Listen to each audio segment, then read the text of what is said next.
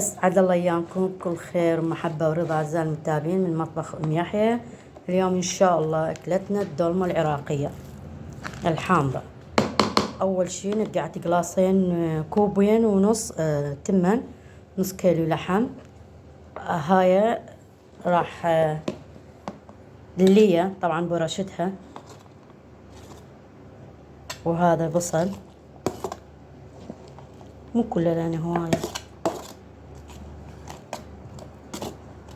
وهاي الطماطة،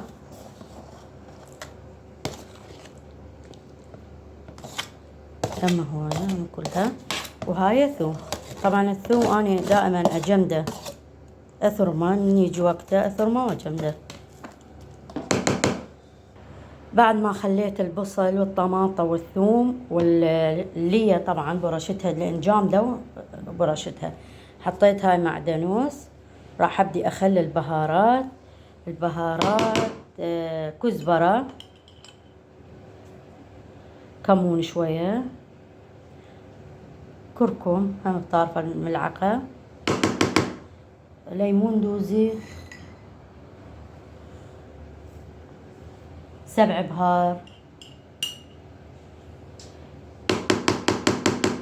وراح أخلي وملعقة سماق، راح أخلي ملعقة ونص، وملح ملعقة ونص، ملعقة ملح ممسوحة ونص،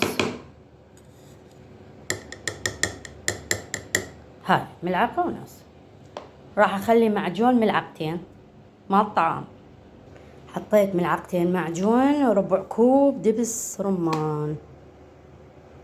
طبعا دبس الرمان مرحلتين راح أخليه، هسه ربع وربع إن شاء الله من تنطبخ. هسه راح أمزج المكونات. عفوا ما حطيت الفلفل الأسود، الفلفل الأسود خليتها تقريبا كوب، ملعقة كوب فلفل أسود مطحون. وهاي حضرت الحشوة إن شاء الله. هسه راح أبلش أحفر الخضروات. طبعا قبل ما أحشي الحشوة، هاي شحمة لية خليتها على نار ناصية بالجدر. أريد الدهن مال شحمة لية أسويها عليها. هسه ننتظر تسيح على كيفها، لازم نار هادئة. ذوبته، شوفوا الزيت طبعا ريحته تخبر. راح أخلي شوية هم وياه دهن. هسه انتظر الجدرية تبرد لأكمل الحشوة الباقية. طبعا خليت الضلوع، هي الجدرية بعدها حارة، تسمعون صوت الوشوشة. شوية تاخذ من لجعة الدهن، نكمل الباقي. طبعا فورت مي وطفيتها على الجدر النار، وحطيت البصل شوية يذبل يساعدني انه من الفها مو قوية. هاي صارت. هسه راح اسدها، هسه اخليها على البخار. طبعا حضرت راح الف بيها. هاي ورق عنب، فلفل، بصل. شوف شلون هذا البصل صار ما ينكسر، باذنجان، شجر، طماطة. هاي المواد راح الف بيها. يلا هسه راح نبدي نلف. هسه راح اخلي تمر هندي مال شقلاوة، هذا القزقز راح اخليه ويا اللحم والباقلة. هاي زال البصل حطيتهن، فراح اخلي فد ملعقتين بالجدر. طبعا الحموضة مالته تخبل كلش، طعم طيب، جربوه يطلع بالدولمة كلش طيبة. هاي جهزت الدولمة ان شاء الله، وهاي خليتها على النار لمدة ربع ساعة لما يحمس اللحم، تحمس ينزل مونة الخضروات، اقدر اخلي الصلصة عليها. شو ايش قد تحتاج.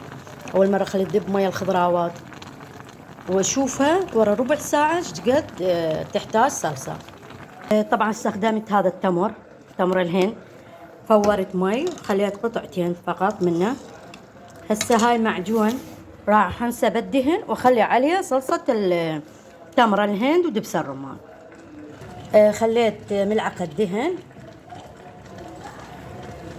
أنا استخدم الملعقتين الذهبيتين. أنا جربتها أول مرة كلش دهن زين وطيب. هسه راح اخلي المعجون يتحمس. هذا المعجون يتحمس. هسه صفيت تمر الهند ودبس الرمان. طبعا قلت لكم بالبدايه انه هو نص كوب، خليت ربع كوب ويا الحشو، والربع الكوب ويا التمر الهند. خليت ملح، نص ملعقه ملح. زين هذا حمس. هسه راح اخليه فوق المعجون. هاي هسه راح اخلي التمر الهند ودبس الرمان، خليت قلت لكم شويه من الملح لتتوازن كل المكونات. خاف يعني بها فاهية الحشوة، هاي راح تتوازن وياها. هسه شوية فور واخليها على الدولمة. هاي قام يفور الصلصة، شوية فور فد 5 دقايق واخليها فوق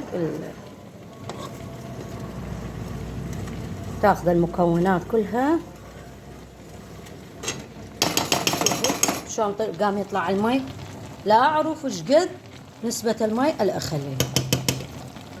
هسه راح اخليها فوق هاي، شو شوية ثخنت. هسه راح اخليها فوق الدولمة. بسم الله الرحمن على كيفنا.